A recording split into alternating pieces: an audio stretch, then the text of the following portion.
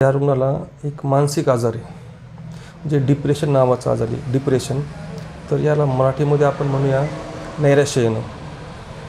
की कोरोना काळामध्ये त्या आजाराची भीती या रुग्णाच्या मनात बसली.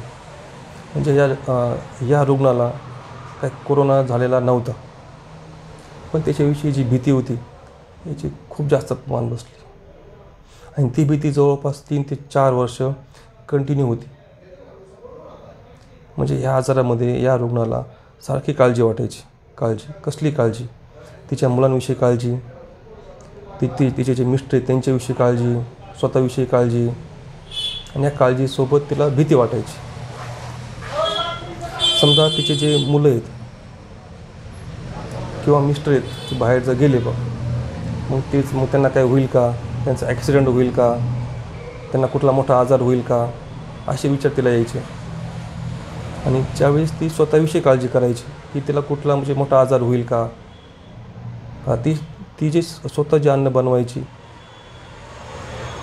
मग ती खाल्लं तिला काय कुठला मोठा आजार होईल का, असे विचार तिच्या मनात यायचे. म्हणजे मुलाविषयी, तिच्या मिस्टरविषयी आणि स्वतःविषयी. म्हणजे हा जो आहे ना त्रिकोण आहे, ह्या त्रिकोणामध्ये हा रुग्ण पूर्णपणे अडकून गेला होता जवळपास 3 ते 4 वर्ष.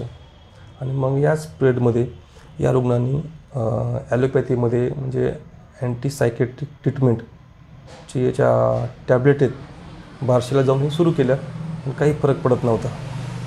म्हणजे त्या टॅब्लेट म्हणजे त्या झोपेची गोळी वेगळी आली, झोप येत नव्हती, परत काळजी करायची गोळी वेगळी आली, म्हणजे फक्त तात्पुरता फरक.